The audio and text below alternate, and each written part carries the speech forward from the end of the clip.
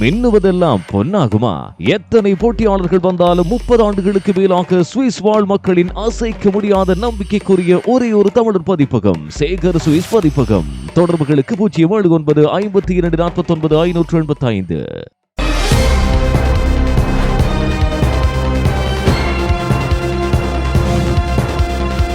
இது சுவிஸ் தமிழ் டிவியின் இன்றைய பிரதான செய்திகள். செய்தி ஆசிரியர் தேவாமதன். செய்திகளை வாசிக்கும் நான் துரையப்ப வினோத் கண்ணன். முதலில் தலைப்புச் செய்திகள். சுவிஸில் விடுமுறை தினத்தை முன்னிட்டு நிரம்பி வழியும் வாகன நெரிசல். சுவிட்சர்லாந்து பெண் ஒருவருக்கு ஏற்பட்ட வியத்தகு ஆன்லைன் மோசடி. சுவிஸ்காம் வெளிநாடுகளுக்கான ரோமிங் கட்டணங்களை குறைப்பதாக அறிவிப்பு. சூரிச் விமான நிலையத்தில் நாடு கடத்தப்படவிருந்த 22 வயது இளைஞர் மரணம். சூரிச் பள்ளி கட்டிடத்தில் 2 ஸ்லோவாக்கிய பிக் பாக்கெட் திருடர்கள் கைது. சுவிஸில் தானியங்கி வாகனங்கள் பயன்பாடு விரைவில் புதிய மாற்றம். சுவிட்சர்லாந்தில் ஆயுள் காப்புறுதி, மருத்துவ காப்புறுதி, வாகன காப்புறுதி, தனிநபர் காப்புறுதி, வீட்டு காப்புறுதி என அனைத்து விதமான காப்புறுதிகளை பெற்றுக்கொள்ள குறுகிய காலத்தில் மக்கள் நன்மதிப்பை வென்ற ஒரே ஒரு தமிழர் நிறுவனமான ஒம்னி சர்வீஸை நாடுங்கள். நம்பிக்கையானதும் அன்பானதுமான வாடிக்கையாளர் சேவை. இலவச ஆலோசனைகளுக்கு இப்போதே அழையுங்கள். சுவிட்சர்லாந்தில் இருந்து இலங்கைக்கு 35 வருடங்களாக பொதிகள் அனுப்பும் சேவையை மேற்கொண்டு வரும் MCS கார்கோ சேவையின் புதிய பரிணாமம். தற்போது ஆசிய மற்றும் ஆப்பிரிக்க நாடுகளுக்கும் தமது சேவையை விஸ்தரித்துள்ளது. போலி விலை கழிவுகளை நம்பி ஏமாந்து விடாதீர்கள். எமது அனுபவமே உங்களுக்கான சிறந்த சேவை. MCS cargo. தொடர்பன விரிவான செய்திகள்.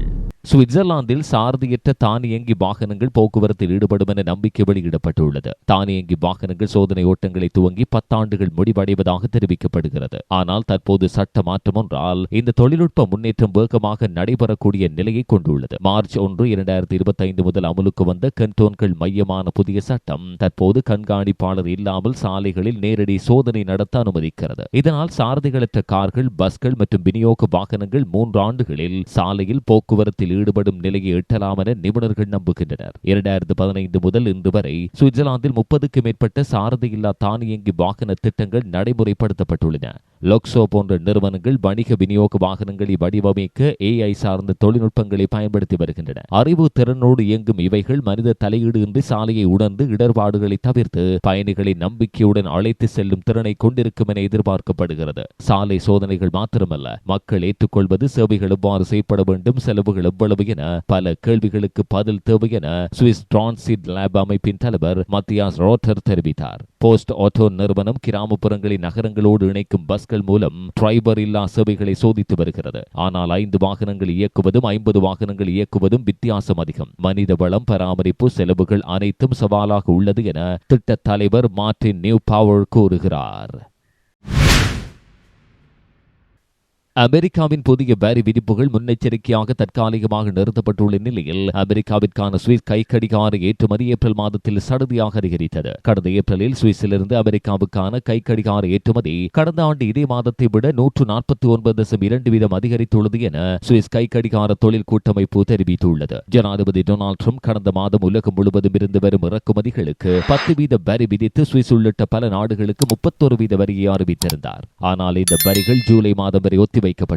மேலும் பேச்சுவார்த்தைக்கு வாய்ப்பு அளிக்கப்பட்டுள்ளது. இதனால் உயர் வரிகளை தவிர்க்க முன்கூட்டி ஏற்றுமதி செய்ததே ஏற்றுமதி அளவுகள் திடீரென உயர காரணமாக உள்ளது என தொழில் கூட்டமைப்பு விளக்கியுள்ளது. இவ்வளவு அதிக ஏற்றுமதி சீரான வர்த்தக வளர்ச்சியை காட்டுவதல்ல, எதிர்பாராத வரி சூழ்நிலையில் ஒரு முறை மாத்திரமே ஏற்படும் பதில் நடவடிக்கையாக இது பார்க்கப்படுகிறது என கூட்டமைப்பின் அறிக்கையில் கூறப்பட்டுள்ளது. சுவிஸ் கைக்கடிகாரங்கள் உலகம் முழுவதும் பிரபலமானவை. ரோலாக்ஸ், ஒமேகா, பட்டேக் பிலிப் போன்ற பிராண்டுகள் உயர்தர மற்றும் நம்பகத்தன்மைக்காக பிரபலமாக இருக்கின்றன. அமெரிக்கா இந்த தயாரிப்புகளுக்கான முக்கியமான சந்தையை கொண்டுள்ளது. செவ்வாய்க்கிழமை காலை மே 27, 2025 அன்று சூரிச் நகர காவல்துறையை சேர்ந்த சீருடையில் இல்லாத துப்பறியும் நபர்கள் சூரிச் மாவட்டம் ஒன்றில் உள்ள ஒரு பள்ளி கட்டிடத்தில் 2 சந்தேகத்துக்குரிய பிக் பாக்கெட் திருடர்களை கைது செய்தனர். 33 மற்றும் 37 வயதுடைய ஸ்லோவாக் வம்சாவளியை சேர்ந்த இருவர் சந்தேகத்துக்கிடமான முறையில் நடந்து கொள்வதையும் வேண்டுமென்றே மதிப்புமிக்க பொருட்களை திருட முயற்சிப்பதையும் கவனித்தனர். சீருடையில் இல்லாத காவல்துறை அதிகாரிகள் ஆரம்பத்தில் இருவரின் சந்தேகத்துக்கிடமான நடத்தையை கவனித்து அவர்களை பின்தொடர முடிவு செய்தனர்.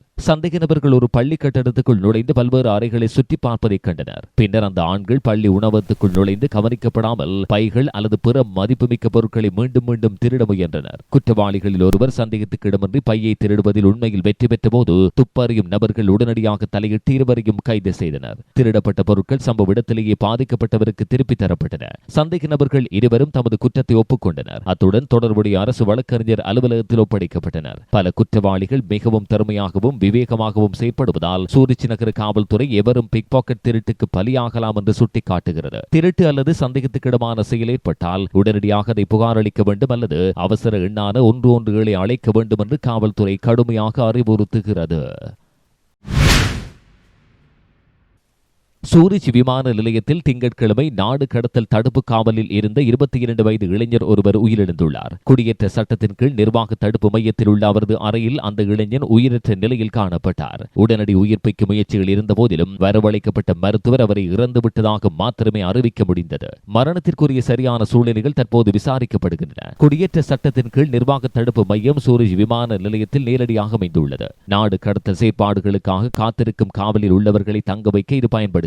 அதாவது அவர்களின் புகலிட விண்ணப்பம் நிராகரிக்கப்பட்டு அவர்கள் நாட்டை விட்டு வெளியேற வேண்டிய கட்டாயத்தின் பின்னர் அவர்கள் தங்கள் சொந்த நாட்டுக்கு திருப்பி அனுப்பப்படுவதற்கு காத்திருக்கிறார்கள். இந்த சம்பவம் அத்தகைய வசதிகளில் உள்ள கைதிகளின் சுகாதார நிலை மற்றும் பராமரிப்பு குறித்து கேள்விகளை எழுப்புகிறது. இறந்தவருக்கு உடல்நல பிரச்சனைகள் இருந்ததா அல்லது வேறு காரணிகள் அவரது மரணத்திற்கு வழிவகுத்திருக்குமா என்பது இன்னும் தெளிவாக இல்லை. மரணத்திற்கான சரியான காரணத்தை கண்டறிய சம்பந்தப்பட்ட அதிகாரிகள் நடவடிக்கைகளை ஆரம்பித்துள்ளனர். இதுபோன்ற வழக்குகள் அரிதானவை. ஆனால் அவை நாடு கடத்தல் தடுப்பு காவலில் உள்ள நிலைமைகள் மற்றும் நிராகரிக்கப்பட்ட புகலிடம் கோருபவர்களின் சிகிச்சை பற்றிய விவாதங்களை தொடர்ந்து தூண்டுகின்றன. மேலும் விவரங்கள் அறியப்பட்டவுடன் இந்த வழக்கு அரசியல் மற்றும் சமூக கவனத்தை ஈர்க்கும் என சொல்லப்படுகிறது. எனினும் உயிரிழந்தவர் இந்த நாட்டை சேர்ந்தவர் என்ற விவரங்கள் வெளியிடப்படவில்லை என்பதும் சுட்டிக்காட்டத்தக்கது. சுவிஸ் கண்டோனின் ப்ரூனனில் உள்ள வோல்ஃப்ராங்க் ஓய்வு பகுதியில் மே 28, 2025 புதன்கிழமை இரவு வழக்கமான சோதனையின் போது சுவிஸ் கண்டோனல் காவல்துறையின் ரோந்து படையினர் ஒரு குறிப்பிடத்தக்க கண்டுபிடிப்பை மேற்கொண்டனர். அதிகாலை 2:30 அளவில் சந்தேகத்துக்கிடமான வகையில் வெளிநாட்டு வாகன உரிம தகடுகளுடன் நிறுத்தப்பட்டிருந்த ஒரு காரை அதிகாரிகள் கவனித்தனர். வாகனத்தை நெருக்கமாக ஆய்வு செய்த போது ஓட்டுநர் இருக்கையில் தூங்கிக் கொண்டிருந்த ஒருவரை அதிகாரிகள் கண்டனர். காரில் பல கடுமையான குறைபாடுகள் இருப்பது தெரிய வந்தது. வாகனத்தின் வலது பக்கம் பள்ளம் ஏற்பட்டு அவசரமாக ஒரு இருண்ட பிளாஸ்டிக் தாளால் மூடப்பட்டிருந்தது. வலது பக்க கண்ணாடி முற்றிலும் உடைந்து காணப்பட்டது. இது வாகனத்தை மேலும் ஓட்டியிருந்தால் குறிப்பிடத்தக்க பாதுகாப்பு ஆபத்தை ஏற்படுத்தியிருக்கும். கூடுதலாக 3 டயர்கள் மோசமான நிலையில் இருந்தன. நிலைமையை தெளிவுபடுத்தவும் மேலும் ஆபத்துகளை தடுக்கவும் கண்டோனல் காவல்துறை பொருத்தமான நடவடிக்கைகளை ஆரம்பித்துள்ளது. ஓட்டுநர் முன்பு விபத்தில் சிக்கியிருக்கிறாரா அல்லது சேதமடைந்த கார் இந்த நிலையில் வெளிநாட்டிலிருந்து இறக்குமதி செய்யப்பட்டதா என்பது தற்போது மேலும் விசாரணைக்குட்பட்டுள்ளது. போலீசார் காரை பறிமுதல் செய்து மேலும் விசாரணைகளை மேற்கொள்கின்றனர். சிறிய விளம்பர இடைவேளையின் பின்னர் செய்திகள் தொடரும். VTS Finance GmbH சகல விதமான காப்புறுதிகள் மற்றும் வீடு வாங்க விற்க வீட்டுக்கடன் தனிநபர் வங்கிக் கடன் வீடுகளை வைத்து பெறப்படுகின்ற கடன் வேறு வங்கியில் நிராகரிக்கப்பட்டவர்கள் மேம்பட விண்ணப்பிக்கலாம். நீங்கள் சொந்த வீட்டு உரிமையாளரா? மின்சார கட்டணம் சேமிக்க வேண்டுமா? உங்களுக்கு தரமான முறையில் சோலார் போட்டி தரப்படும். விசேட சலுகையாக நீங்கள் தவணை முறையில் பணம் கட்டலாம். VTS Finance GmbH. ஜூன் 1, 2025 முதல் ஸ்விஸ்காம் தனது வாடிக்கையாளர்களுக்கான ரோமிங் கட்டணங்களை கணிசமாக குறைக்கும் என அறிவித்துள்ளது. நிறுவனம் செவ்வாய்க்கிழமை இதை அறிவித்தது. சுவிட்சர்லாந்தின் மிகப்பெரிய தொலைத்தொடர்பு வழங்குனரான ஸ்விஸ்காம் வெளிநாடுகளில் தமது வாடிக்கையாளர்களுக்கு மிகவும் கவர்ச்சிகரமானதாகவும் மலிவு விலையிலும் தமது சேவையை மாற்றுவதை நோக்கமாக கொண்டுள்ளது. ஐரோப்பா, அமெரிக்கா மற்றும் யுனைடெட் கிங்டம் போன்ற பிரபலமான பயண இடங்கள் உட்பட 100க்கும் மேற்பட்ட நாடுகளுக்கு மலிவு விலை டேட்டா பேக்கேஜுகள் இப்போது கிடைக்கின்றன. இந்த புதிய பேக்கேஜுகளுக்கான விலைகள் ஒரு ஜிகாபைட்டுக்கு 5.90 சுவிஸ் பிராங்கில் தொடங்குகின்றன.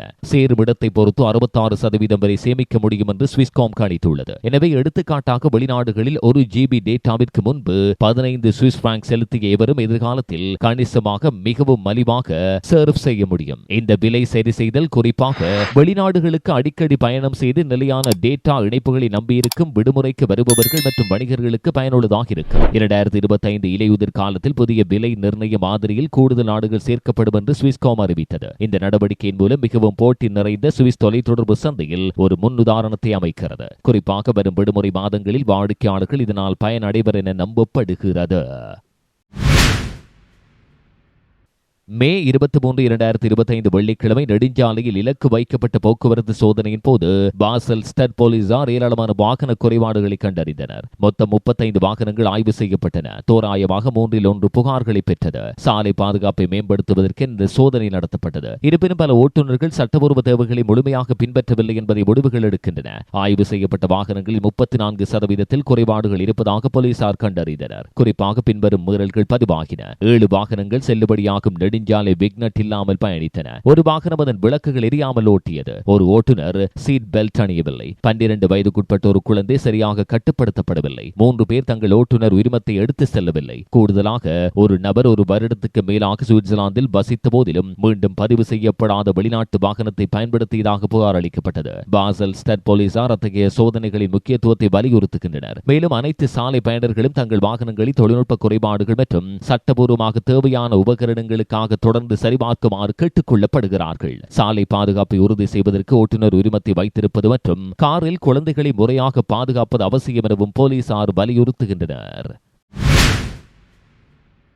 சுவிட்சர்லாந்தில் உள்ள ஓட்டுநர்கள் அசென்ஷன் டே விடுமுறையொட்டி அதிக போக்குவரத்து மற்றும் சாத்தியமான நெரிசலுக்கு தயாராக இருக்க வேண்டும் என எச்சரிக்கப்பட்டுள்ளது. விடுமுறை இன்று வியாழக்கிழமை வருவதால் புதன்கிழமை மாலை முதல் பல சாலைகளில் அதிக பயணத்தை அதிகாரிகள் கண்காணிக்க முடிந்ததாக தெரிவித்துள்ளனர். பலர் நீண்ட வார இறுதி நாட்களை உல்லாச பயணங்கள் அல்லது குறுகிய விடுமுறைகளுக்கு பயன்படுத்துகின்றனர். இது கணிசமாக அதிக போக்குவரத்து அளவுகளுக்கு வழிவகுக்கிறது. ஒவ்வொரு ஆண்டும் போலவே சூரிச், பெர்ன், லூசர்ன், பாசல் மற்றும் கோத்தார்ட் பாஸ் நோக்கி வடக்கு தெற்கு அச்சை சுற்றியுள்ள நெடுஞ்சாலைகள் குறிப்பாக பாதிக்கப்படுகின்றன. இங்கு பிற்பகல் வரை நீண்ட போக்குவரத்து நெரிசல்கள் மற்றும் தாமதங்கள் ஏற்படலாம். அதை தவிர்க்கக்கூடியவர்கள் அவசர நேரம் அல்லது உச்ச பயண நேரங்களை தவிர்க்க வேண்டும். போக்குவரத்து அளவை தவிர வியாழக்கிழமை அன்றாட வாழ்க்கையில் கட்டுப்பாடுகள் இருக்கும். பெரும்பாலான கடைகள், அலுவலகங்கள் மற்றும் பொது வசதிகள் மூடப்பட்டிருக்கும். ரயில் நிலையங்கள், பெட்ரோல் நிலையங்கள் அல்லது சுற்றுலா பகுதிகளில் உள்ள சில கடைகள் மாத்திரமே திறந்திருக்கும். பெரும்பாலும் திறந்திருக்கும் நேரங்கள் குறைக்கப்படும். பொது போக்குவரத்து விடுமுறை அல்லது ஞாயிற்றுக்கிழமை கால அட்டவணைகளின்படி இயங்கும். எனவே நீங்கள் ஒரு பயணத்தை திட்டமிடுகிறீர்கள் என்றால் நீங்கள் முன்கூட்டியே நன்கு அறிந்திருக்க வேண்டும். போதுமான நேரத்தை ஒதுக்கி பொறுமையாக இருக்க வேண்டும். தெருவில் அல்லது ஷாப்பிங் செய்யும் போது சரியான தகவல்களை சரிபார்த்து உங்கள் பயணங்களை மேற்கொள்வது